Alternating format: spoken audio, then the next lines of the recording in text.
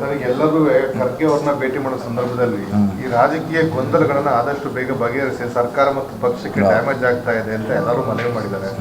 ತಾವು ಅವ್ರನ್ನ ಏನು ಭೇಟಿ ಮಾಡಿಲ್ಲ, ತಾವೇನು ಭೇಟಿ ಮಾಡ್ತೀರಾ ಅಂತ ಇವತ್ತಿನ ಬೆಂಗಳೂರು ಬರ್ತಾ ಇದ್ದಾರೆ ಅವರು, ತಾವೇನು ಭೇಟಿ ಮಾಡ್ತೀರಾ? ಮೇಡಮ್, ನಾವು ಟೈಮ್ ತೊಗೋತೀನಿ, ಟೈಮ್ ಸಿಕ್ಕರೆ ನಾನು ಭೇಟಿಯಾಗಿ ಹೇಳ್ತೀನಿ. ಸೊ ಅವ್ರನ್ನ ಭೇಟಿ ಆಗಲಿಕ್ಕೆ ಏನು ಸಮಸ್ಯೆ ಇಲ್ಲ, ಭೇಟಿ ಆಗ್ತೀವಿ, ಅವ್ರ ಅಭಿಪ್ರಾಯ ತೊಗೊಳ್ತೀವಿ, ನಮ್ಮ ಅಭಿಪ್ರಾಯ ಅವರ ಮುಂದೆ ಹೇಳುವಂಥ ಪ್ರಯತ್ನ ಮಾಡ್ತೀವಿ. ಸರ್, ಬದಲಾವಣೆ ಬಗ್ಗೆ ಹೈಕಮಾಂಡ್ ಹೇಳಿದ್ರೆ ಸರ್, ಹೈಕಮಾಂಡ್ ಹೌದು ಆಗಬೇಕು ಅಥವಾ ಆಗುತ್ತೆ ಆ ಥರ ಹೇಳಿದ್ರೆ ವಿರೋಧಗಳಿದಾವೆ ಸರ್. ಅದು ಪಾರ್ಟಿ ಕೆಲಸ, ಅದನ್ನ ಅವ್ರು ನೋಡೋದು ವಿರೋಧ ಇದೆಯಾ ಪರವಾಗಿದೆಯಾ ಅದನ್ನು ನೋಡೋಂಥ ಪ್ರಯತ್ನ ಪಕ್ಷ ಮಾಡಬೇಕಾಗುತ್ತೆ. ನಾವು ಇಂಡಿವಿಜುವಲ್ ಹೇಳಿಕ್ಕಾಗಲ್ಲ, ಪಕ್ಷ ನೋಡಬೇಕಾದ್ರೆ ಪಕ್ಷ ಅಸೆಸ್ಮೆಂಟ್ ಮಾಡಬೇಕು. ಸರ್, ನಿಮ್ಮ ಮತ್ತು ಡಿಸಿ ಅವರು ಭೇಟಿಗೆ ಸಂಬಂಧಪಟ್ಟಾಗಿ ಕಾಂಗ್ರೆಸ್ನಲ್ಲಿ ಬದಲಾವಣೆಯ ಪರ್ವ ಏನಾದರೂ ಆಗಿದೆ, ಶುರುವಾಗಿದೆಯಾ ಅಂತ ಮಾತಾಡಿದ್ದಾರೆ. ಬದಲಾವಣೆ ಪರ್ವ ಏನಿಲ್ಲ, ಬದಲಾವಣೆ ಇಲ್ಲ. ಡಿ ಕೆ ಶಿವಕುಮಾರ್ ಸಹಜವಾಗಿ ಎಲ್ಲರಿಗೂ ಭೇಟಿಯಾಗಿದ್ದಾರೆ. ಕೆಲವು ಕಡೆ ಅವ್ರ ಮನೆಗೆ ಕರ್ಸ್ಕೊಂಡು ಭೇಟಿಯಾಗಿದ್ದಾರೆ, ಕೆಲವು ಕಡೆ ಹೊರಗಡೆ ಭೇಟಿಯಾಗಿದ್ದಾರೆ. ಅಂಥ ಭೇಟಿ ನಮ್ಮದು ಒಂದು ಕೂಡ ಅಷ್ಟೇ ಭೇಟಿ. ಸೊ ಇದನ್ನು ನಮ್ಮ ಭೇಟಿಯಿಂದ ಭಾಳಷ್ಟು ಏನೋ ಆಗ್ತೈತೆ ಅನ್ನೋದೇನೋ ಊಹೆ ಮಾಡಲಿಕ್ಕಾಗಲ್ಲ. ಕಾಂಗ್ರೆಸ್ನಲ್ಲಿ ಇದು ಸಂಚಲನಕ್ಕೆ ಕಾರಣ ಆಗಿದೆ ಅಂತ ಪ್ರಮುಖವಾಗಿ ನೀವು ಹಿಂದಿನಿಂದಲೂ ಹೇಳ್ತಾ ಇದ್ದೀರಿ. ಸಿದ್ದರಾಮಯ್ಯ ವಿಚಾರವಾಗಿ ಕೂಡ ಸ್ಪಷ್ಟ ನಿಲುವನ್ನು ಇದೆ, ಬೇರೆ ಬೇರೆ ವಿಚಾರಗಳು ಸ್ಪಷ್ಟ ನಿಲುವನ್ನು ತೋರಿಸ್ತಾ ಇದ್ದಾರೆ. ಈಗ ಡಿ ಕೆ ಶಿವಕುಮಾರ್ ಅವರು ಭೇಟಿಗೆ ಸಂಬಂಧಪಟ್ಟಾಗಿ ಈಗ ಭೇಟಿಯದಷ್ಟೇ, ಅದರಲ್ಲೇನು ನಮ್ಮ ವಿಚಾರಗಳಲ್ಲಿ ಏನು ಬದಲಾವಣೆ ಆಗೋಲ್ಲ, ಹಾಗೇ ಇರ್ತೈತೆ. ಸೊ ಭೇಟಿ ಆಗಲಿಕ್ಕೆ ಒಂದು ಹೇಳಿದಲ್ಲ, ಒಂದೇ ಪಕ್ಷದಲ್ಲಿದ್ದಾರೆ, ಸಾಕಷ್ಟು ವಿಷಯಗಳು ಚರ್ಚೆಯಲ್ಲಿದೆ. ಅದು ಡೆವಲಪ್ಮೆಂಟ್ ಇರ್ಬೋದು, ಮುಂದಿನ ಚುನಾವಣೆ ಬಗ್ಗೆ ಇರ್ಬೋದು, ಚರ್ಚೆ ಆಗ್ತಾರೆ. ಪರಮೇಶ್ವರ್ ಅವರು ಸೀನಿಯಾರಿಟಿ ಕ್ಲೇಮ್ ಮಾಡಿದ್ದಾರೆ. 2013 ನಾನು 8 ವರ್ಷ ಅಧ್ಯಕ್ಷನಾಗಿದ್ದೆ, ನನ್ನ ನೇತೃತ್ವದಲ್ಲೇ ಅಧಿಕಾರಕ್ಕೆ ಬಂದಿದ್ದು, ಹಾಗಾಗಿ ನಾನು ಕೂಡ ಸಿಎಂ ಆಕಾಂಕ್ಷಿ ಅನ್ನೋ ಮಾತನ್ನು ಹೇಳಿದ್ದಾರೆ. ಕ್ಲೇಮ್ ಮಾಡಿದ್ದಾರೆ, ಅವರು ಮಾಡಿದ್ದಾರೆ ಸರ್. ಅವರು ಹೇಳಿದ್ದಾರೆ 8 ವರ್ಷ ಅವರು ಅಧ್ಯಕ್ಷರ ಕೆಲಸ ಮಾಡಿದ್ದಾರೆ. ಅವರು ಕೂಡ ಕ್ಲೇಮ್ ಮಾಡಿದ್ರೆ ತಪ್ಪಿಲ್ಲ ಅಂತ ಮೊನ್ನೆ ಬೆಳಗಾವಿಯಲ್ಲಿ ಕೂಡ ನಾವು ಹೇಳಿದ್ದೀವಿ. ಸೊ ಈಗ ಅವ್ರು ಹೇಳ್ತೇವೆ, ಅವರು ಸೀನಿಯರಿಟಿ ಇದೆ, ತಪ್ಪಿಲ್ಲ. ಆದರೆ ಅಂತಿಮವಾಗಿ ಯಾರು ಮಾಡೋರು? ಫೈನಲ್ ಡೆಲ್ಲಿಯಲ್ಲಿ ಮಾಡ್ತಾರೆ. ನಮ್ದು ಏನಿದ್ರೆ ಕ್ಲೇಮ್ ಅಷ್ಟೇ. ಮೂರನೇ ಆಪ್ಷನ್ ನೋಡ್ತಾ ಇದ್ದಾರೆ, ಯಾಕಂದರೆ ಕೆಲ ಸಚಿವರು ಅದೇ ಅಭಿಪ್ರಾಯ ಇದೆ. ಇಲ್ಲ, ಈಗ ಸಾಕು, ನಮ್ಮ ಅಧ್ಯಕ್ಷರ ಸೀಮಿತವಾಗಿ ಅಷ್ಟೇ ಮಾತಾಡೋಣ. ಮತ್ತೀಗ ಎಲ್ಲಿ ಅಲ್ಲಿ ಸುತ್ತಾಗಿ, ಇಲ್ಲಿ ಸುತ್ತಾಗಿ, ದಿಲ್ಲಿ ಸುತ್ತಾಗಿ, ಮತ್ತು ಕಾಶ್ಮೀರ ಸುತ್ತಾಗಿ ಬರಬೇಡ.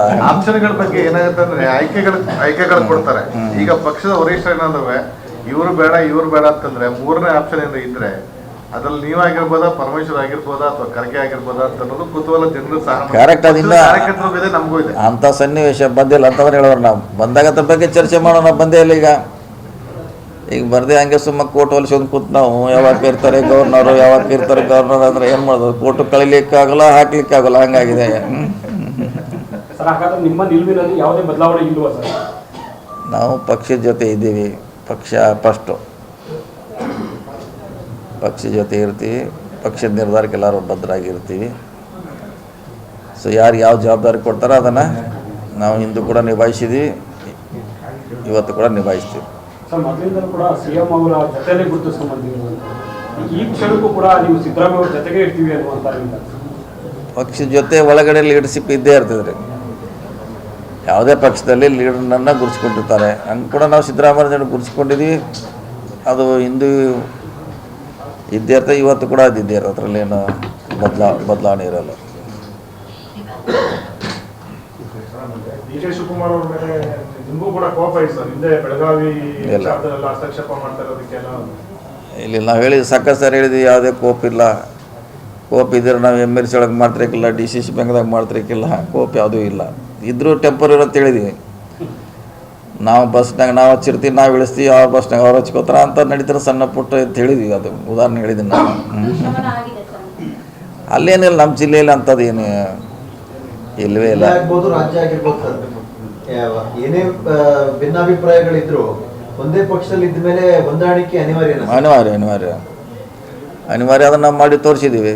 ಬೆಳಗಾವಿ ಜಿಲ್ಲೆಯಲ್ಲಿ ಎಲ್ಲ ಚುನಾವಣೆಯಲ್ಲಿ ಪಕ್ಷದಲ್ಲಿರುವಂಥ ಚುನಾವಣೆಯಲ್ಲಿ ಒಂದು ಸಾಬೀತು ಮಾಡಿದ್ದೀವಿ. ಪಕ್ಷದ ಪರವಾಗಿ ನಾವು ಕೆಲಸ ಮಾಡ್ತಂದು ಸಾಬೀತು ಈಗಾಗಲೇ ಮಾಡಿದ್ದೀವಿ. ಸೊ ಅದು ಮುಂದುವರಿತಿದ್ರು ಅಷ್ಟೇ. ಸರ್, ರಾಜಣ್ಣವರಾಗಿರ್ಬೋದು, ರಾಯರೆಡ್ಡಿ ಆಗಿರ್ಬೋದು, ಇವರೆಲ್ಲರೂ ಒಂದು ಮಾತು ಹೇಳ್ತಾರೆ, ಸಿದ್ದರಾಮಯ್ಯವರು ಕಾಂಗ್ರೆಸ್ಗೆ ಒಂದು ಮಾಸ್ ಫೇಸ್ ಇರೋಂಥದ್ದು. ಅವರು ಬದಲಾಯಿಸಿದ್ರೆ ಕಾಂಗ್ರೆಸ್ಗೆ ಒಂದಷ್ಟು ಡ್ಯಾಮೇಜ್ ಆಗ್ಬೋದು ಅನ್ನುವಂಥ ಮಾತನ್ನು ಹೇಳ್ತಿದ್ದಾರೆ. ಅಲ್ಲ, ಅವ್ರ ನೇತೃತ್ವ ಬೇಕಂತ ನಾವು ಕೂಡ ಹೇಳಿರಲ್ಲ. ಅವ್ರ ನಿವೃತ್ತಿ ಆದ ನಂತರ ಕೂಡ ಅವ್ರ ನೇತೃತ್ವ ಕಾಂಗ್ರೆಸ್ಗೆ ಅವಶ್ಯಕತೆ ಅಂತ ನಾವು ಹೇಳಿದ್ದೀವಿ. ಸುಮಾರು 1 ವರ್ಷದಿಂದ ಹೇಳಿದ್ದೀವಿ.